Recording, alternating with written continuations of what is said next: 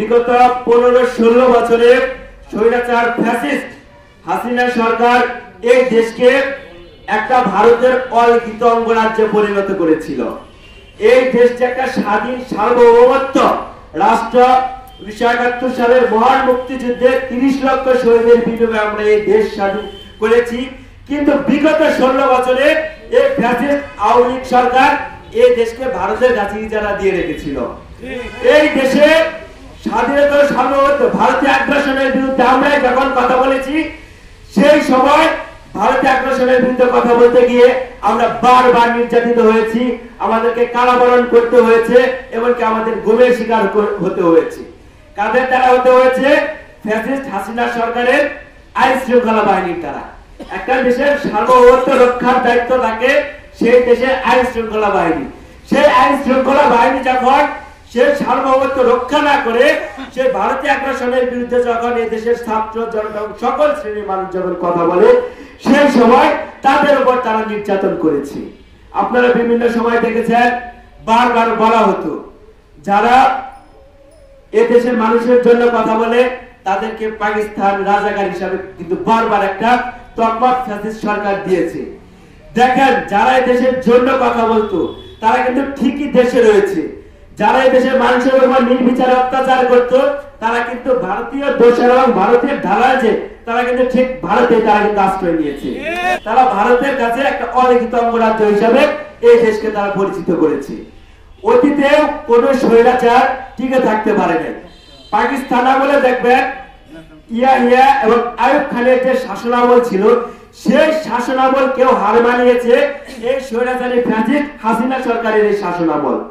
আপনারা দেখে থাকবেন, খুব কম অল্প সময়ে, 1 মাসের কিন্তু বেশি সময় হয় না, এই অল্প সময়ের মধ্যে 2000-এরও বেশি ছাত্র শ্রমিক জনতাকে এই ফ্যাসিস্ট হাসিনা সরকার শহীদ করেছে, খুন করেছে, অর্ধ লক্ষ মানুষকে তারা আহত করেছে।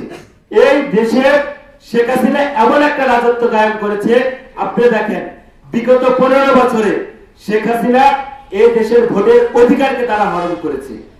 এই দেশে গণহত্যা তারা সংগঠিত হয়েছে।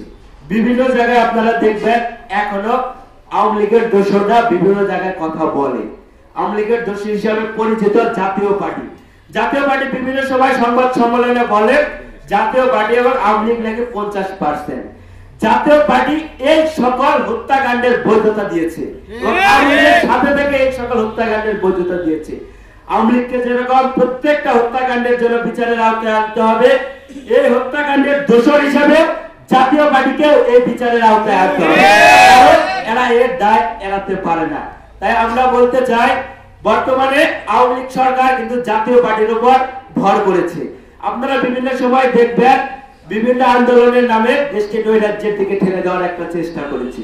বিভিন্ন সময় দেখবেন একবার আনসার লীগ বাহিনীর উপর এই লীগের লোক যুক্ত হয়, একবার শ্রমিক আন্দোলনের সাথে যুক্ত হয়, এবং বিভিন্ন নামে বেনামে নামমাত্র আন্দোলনের নামে এই আওয়ামী লীগের সন্ত্রাসীরা সেই জায়গায় যুক্ত হয়ে দেশকে একটা নৈরাজ্যের দিকে ঠেলে দেওয়ার চেষ্টা করছে। ভারত যে শেখ হাসিনার একটা ডিম পাড়া হাঁস ছিল, তারা কিন্তু ভারতের এই বিগত কয়েক দিনের কার্যকলাপ দেখে কিন্তু আপনারা লক্ষ্য করবেন। দেখেন, শেখ হাসিনা ভারতকে অনেক কিছু দিয়েছে, তাছাড়া কিন্তু ভারত এত কিছু করতো না। শেখ হাসিনাকে ব্যবহার করে ভারত এত সুবিধা নিয়েছে, এত ভাবে সুযোগ সুবিধা নেওয়ার পর তারা সেটা ভুলতে পারে না। তার জন্য দেখেন, শেখ হাসিনাকে সেই দেশে আশ্রয় দিয়ে বাংলাদেশকে নিয়ে ভারতের মিডিয়ারা একের পর এক যে অপপ্রচার গুলো করছে, এটা কিন্তু কোনো কিছুই ঘটছে না। তারা প্রথমে দেখেন এই দেশের গণতন্ত্রকামী জনতা এবং এই দেশের মানুষ তাদের ভোটের অধিকারের জন্য, তাদের ন্যায্য অধিকারের জন্য আওয়ামী লীগের স্বৈরতন্ত্রের বিরুদ্ধে কথা বলেছে।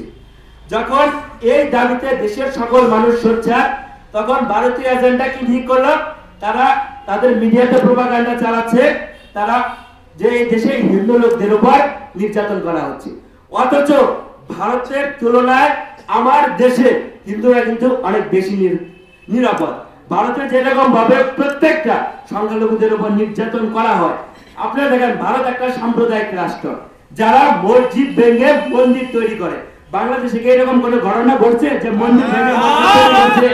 যারা নিজেরাই সাম্প্রদায়িক যারা নিজেরাই মসজিদ ভেঙে মন্দির তৈরি করে, তারা আমাদেরকে সম্প্রীতির বন্ধন শিখাতে আসছে।